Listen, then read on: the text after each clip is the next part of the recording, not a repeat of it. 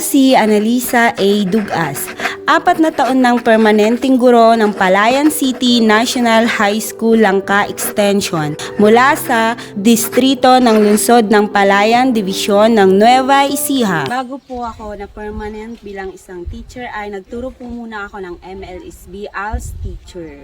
Noong 2022 ay nagpunta po kami sa area ng Kadumagatan upang alamin kung ilan yung bilang ng mga naninirahan doon at may isang matanda nga po na lumapit upang tanungin kung pwede kaming magturo sa kanila ng bumasa at sumulat sa kadahilan ng gusto nilang isulat ang kanilang pangalan at mabasa kung ano talaga yung kanilang binoboto. Bilang isang guro ay nakita ko ang hamon ng pangangailangan sa pagbasa at pagsulat. Kung kaya't isinangguni ko ito sa aking school head at ito naman ay inilapit namin sa district supervisor na agad naman niya itong sinuportahan. Sumama po kami sa kapatiran ng Kampuchino ng Pilipinas na bumisita sa mga kadumagatan. Sa pagbisita ay binanggit ulit ng mga dumagat na gusto nilang ipagpatuloy ang matutong bumasa at sumulat. Nagkaroon na ng pagpaplano kung paano ang gagawin at kailan magsisimula ang voluntaryong pagtuturo. March 4 ay sinimula na po namin ang I Can Read, I Can Write project. Nagsimula kami sa 2 mag-aaral. Sa simbahan ng mga dumagat, pansamantala kami nag-aaral. Hanggang tumagal, dumami kami at nagkaroon ng halos 20 na mag-aaral at nalipat na po kami sa multipurpose hall ng mga dumagat. Da? Sundan niyo po nanay-anay. Da? Di? Di? Di? Paaralan mo ba'y?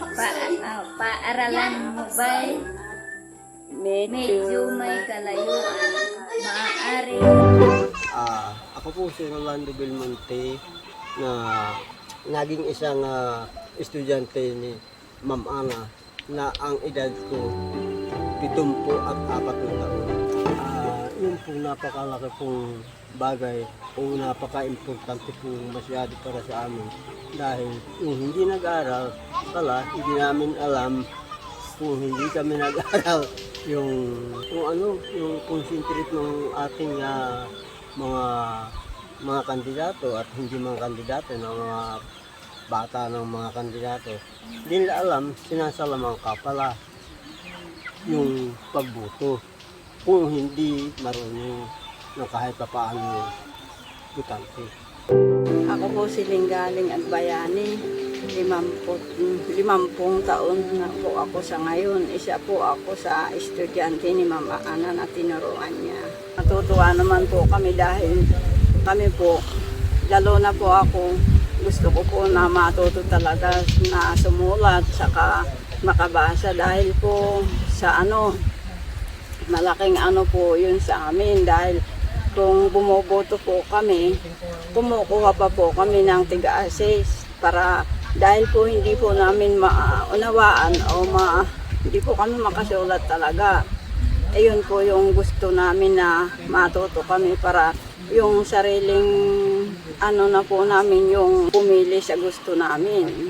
Iyon po kami po yung makasusulat na ganon. Hindi na po kami kukuha ng mag-a-assist sa amin. Tayo Rosita na isang estudyante ni Ma'am Ana, 70 akong gulang. Dahil nakikita ko, nagtuturo siya doon sa ay parang gusto ko rin. Kahit na matanda ako, sabi ko pwede kayang mag-aral din ako, pwede daw. Sali na nga ako. Salamat ng napakalaking salamat. Sana marami pa ang matulungan niya. Sa ngayon po ay pinagpapatuloy pa rin namin ang I Can Read, I Can Write project sa tulong ng aking mga kasamahan.